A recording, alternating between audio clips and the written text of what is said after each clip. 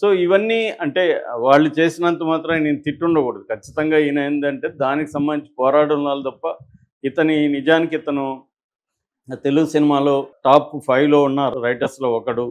నాకు తెలిసి మూడవ ఎక్కువ నెంబర్ ఆఫ్ సినిమాలకి రాసిన వ్యక్తి మూడవ ఉంటాడు. సత్యానంద్, తర్వాత పరుచూరి బ్రదర్స్ తర్వాత ఈయన ఎక్కువ రాశాడు.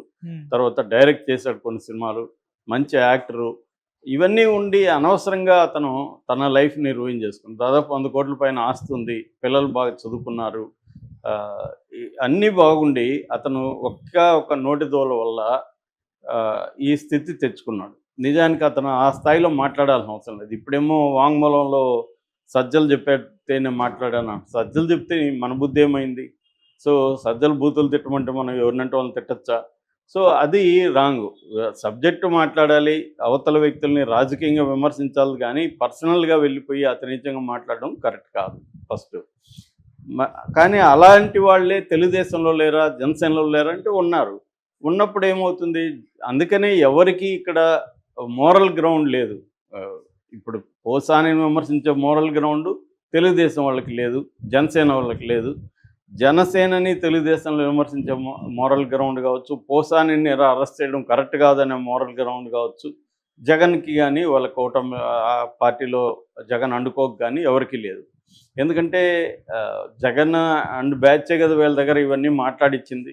మొన్నెవరో చెప్తున్నారు, నేను మర్యాదగా చంద్రబాబు గారు, లోకేష్ గారు అంటుంటే నాకు పైనుంచి వచ్చాయి, మీరు గారు ఎందుకంటారు, గట్టిగా తిట్టండి అని వచ్చాయని చెప్తున్నారు ఎవరు వైసీపీలో.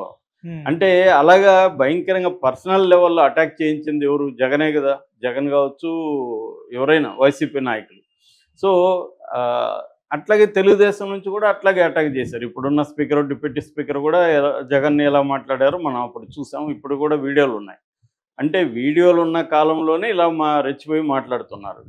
సో ఇది అన్ని అక్రాస్ ద పార్టీస్ ఇదే బూతుల పంచాంగం, ఇదే వ్యక్తిగత దాడులు అనేవి అందరూ చేస్తున్నారు. అధికారంలో ఉన్నప్పుడు ప్రతీకారం తీర్చుకుంటున్నారు తప్ప ఎవరికి బేసిక్గా ఎసెన్స్లో మాత్రం ఏ పార్టీకి కూడా ఈ విషయంలో తేడా లేదు. అన్ని పార్టీలు డిగ్రీస్లో కొద్దిగా అటు ఇటు ఉండొచ్చు తప్ప అన్ని పార్టీలు ఇదే చేస్తున్నారు.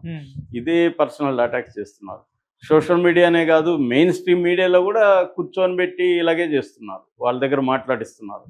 సో ఇది సరైనది కాదు. యాక్చువల్గా ఇదేంటంటే ఇది ఏ రకంగానూ సామాన్య ప్రజలకు ఉపయోగపడేది కాదు. వీళ్ళ రివెంజ్ స్టోరీలు. అసలు రెడ్ బుక్ అనేదే రాజ్యాంగ వ్యతిరేకమైన వ్యవహారం. అంటే నేను కొంతమంది పేర్లు రాసుకొని వాళ్ళను హింసిస్తానని. అయితే లోకేష్ అలా రాసుకోవడం వెనక కూడా మళ్ళీ రీజన్ ఉంది. ఎందుకు రాసుకోవాల్సి వచ్చిందో లోకేష్, దానికి జగనే కారణం. లోకేష్ రెడ్ బుక్కి కారణం ఎవరు? మళ్ళీ జగనే కదా. ఎందుకంటే జగన్ వీళ్ళని అరెస్ట్ చేయించి కొంతమంది బ్యూరోక్రాట్స్, పోలీసుల ద్వారా కూటమిలో ఉన్న నాయకులు కావచ్చు, కార్యకర్తలు కావచ్చు అరెస్ట్ చేయించడం వల్లే లోకేష్ పేర్లు రాసుకోవాల్సి వచ్చింది.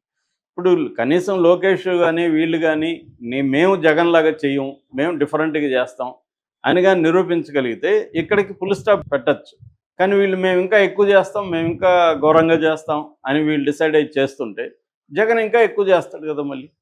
సో ప్రజల్లో కూడా వాళ్ళు చేశారు, మీరు చేశారు, వాళ్ళు చేశారు అన్నట్టుగా అయిపోతుంది తప్ప తేడా అనేది మేము ఒక డిఫరెంట్, జగన్ కంటే బెటర్ మేము అన్న ఇది చంద్రబాబు ప్రభుత్వం తీసుకురావడంలో ఫెయిల్ అవుతుంది. అంతకంటే వరస్ట్ మేము అదేదంటారు కదా, ఆయనే లోకేష్ నేను పరం మూర్ఖుడిని అని చాలాసార్లు చెప్పుకున్నాడు.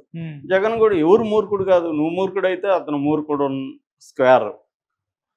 కాబట్టి మళ్ళీ నువ్వు మూర్ఖుడు ఇంకేదో అవ్వాలి అంటే సీక్వెల్స్ వస్తూ ఉంటాయి కదా డబ్బులు సినిమాలు. అలాగే వీళ్ళు సీక్వెల్స్ తీసుకుంటా వెళ్తున్నారు రివెంజ్లో. ఇది ఏ రకంగానూ ప్రజలకు ఉపయోగపడేది కాదు. దీనికి ఎక్కడో ఒక చోట ఫుల్ స్టాప్ పెట్టాలా. ఇది మాత్రం ఖచ్చితంగా ఒక విసియస్ సర్కిల్లో నడుస్తున్నాయి రాజకీయాలు.